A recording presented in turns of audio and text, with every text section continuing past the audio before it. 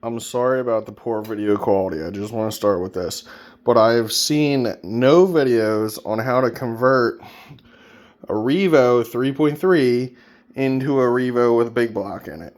Now I know that this is not a Revo and that this is a Slayer. But hear me out. It's got a 3.3 and it's got the same chassis as a Revo.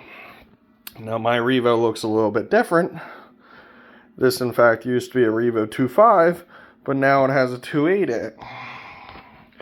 So what you'll need to do, what I did not move the transmission, but you will need a list of items, so. You will, in fact, need the big block conversion kit. You will need a sealed backplate. You will need a bump box. This is the important part. Because I did not move the transmission, the engine is not far enough forward to have any type of starter besides the sealed backplate and the big flywheel. You will also need an exhaust. I have picked the Traxxss Racing exhaust. It is for 8th scale off-road. It's good for mid to high. And then as far as clutch bell option goes, you're going to want you're going to want to do a Robinson Racing clutch bell because you'll blow the teeth off, okay? You're going to want to do a Robinson Racing Gen 3 slipper, okay? And then you want a Robinson Racing forward only kit. I picked the wide ratio. You want all those in hardened steel. Alright. And then this little thing right here, this guy for the throttle, this is a pain in the ass. You want it on the furthest hole out, okay? With this arm, that one, and there's another arm that's a little bit straighter. No, you want the one that comes out. And then for a throttle return spring, I used a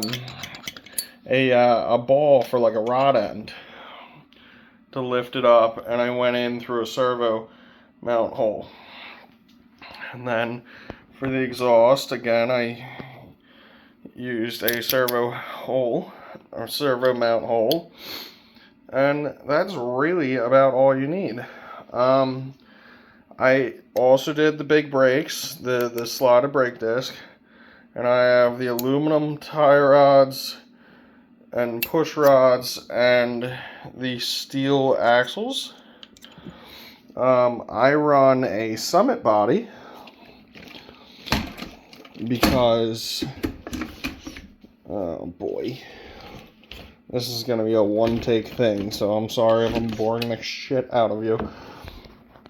So I run a Summit body, and that's because the exhaust on the side, and I cut material out, you can see that side's lower, to mount to fit with the exhaust.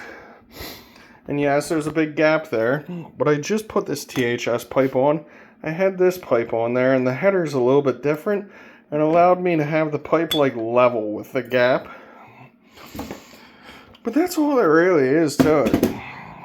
So your bump box options, there's one on eBay right now called a T-Start. I think it's by Offna. And then this one is really hard to find. I actually have two of them. It's RD Logix, and it's specifically for the Revo.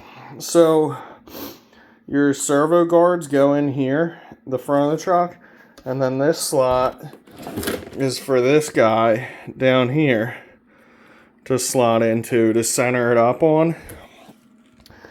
And it works with a Slayer too. I have the big flywheel and the sealed back plate on the back of the 3.3 here. Sorry, I just have so much stuff.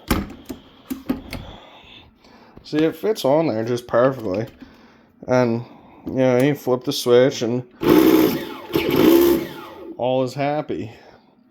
So I hope that gives you guys some insight on how to do this. The other thing that you need to know about doing this big block in a Revo is when you go to put this engine in here, or any 2.8, you're going to have to take some material out of the motor mount itself on the inside to be able to get the motor to rock down far enough to make the gear mesh not be too tight here. That's one of the problems I ran into.